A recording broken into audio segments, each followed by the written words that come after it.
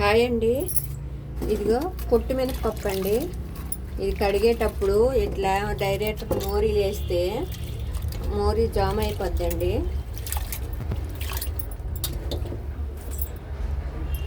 ఇప్పుడు ఇదండి అపార్ట్మెంట్లో ఉంటుంటాం కదండి, అలానే డైరెక్ట్గా మోరీలు వేసేస్తుంటే జామ్ అయిపోద్ది, తర్వాత మనకి ఇబ్బంది అయిపోద్ది. ఇక ఇలాంటి డబ్బా తీసుకొని చూడండి, దానికి హోలు ఉన్నాయి. ఇట్లా డబ్బాలో డైరెక్ట్ వాటర్ పోసిస్తే వాటర్ అంతా కిందకి వెళ్ళిపోద్దండి.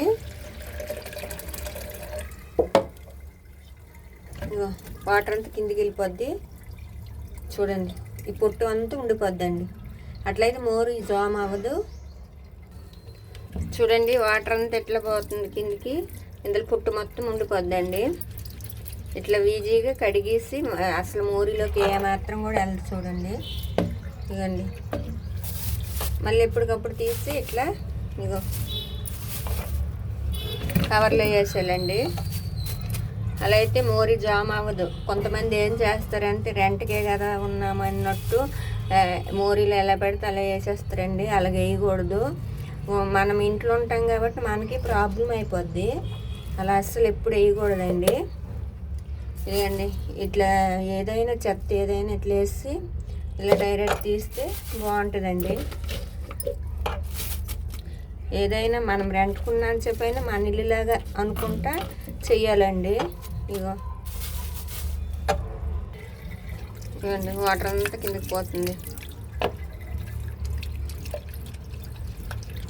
మనం రెంట్కున్నాం కదా, మనకేంటి ఇట్లా మోరీలు పోతే మనకేంటి అని ఆలోచించకూడదండి. అట్లా మోరీలు పోకూడదు అసలు. ఇదంతా ఇట్లా ఒక డబ్బాలు వేసుకుంటే చూడండి, మనం వాటర్ పోయగానే వాటర్ అంతా కిందికి వెళ్ళిపోతుంది, చెత్త మాత్రమే ఉండిపోతుందండి. ఇదండి, మొత్తం అట్లానే కడిగేసి ఇగో మళ్ళీ చెత్త తీసిస్తే మళ్ళీ వాటర్ అంతా తొందరగా పోతుందండి. చెత్త తీసి కవర్లు వేసేయాలండి.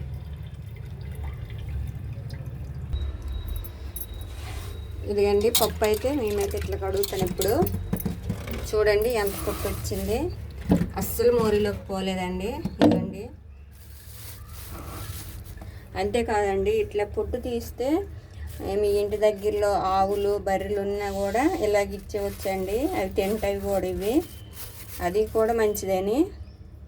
ఇంకొకటి మోరీలోకి పోకన్నా ఉంటుందండి. మోరీలోకి పోదు, మన వల్ల చిన్న చిన్న మిస్టేక్లు కూడా జరగకుండా ఉంటాయండి. అట్లా ఉంటుంది, మోరీ జామ్ అవ్వదు. మనము కూడా రెంట్కుంటాము, మన సొంతదైనా అంతే కదండి, రెంట్కున్న అంతే కదండి. అందుకే ఇలాంటి చిన్న చిన్న స్టెప్ పాటించాలండి. మీకు కానీ మా వీడియో నచ్చినట్టయితే లైక్ చేయండి, షేర్ చేయండి, ప్లీజ్ సబ్స్క్రైబ్ చేసుకోండి. థ్యాంక్ యూ అండి.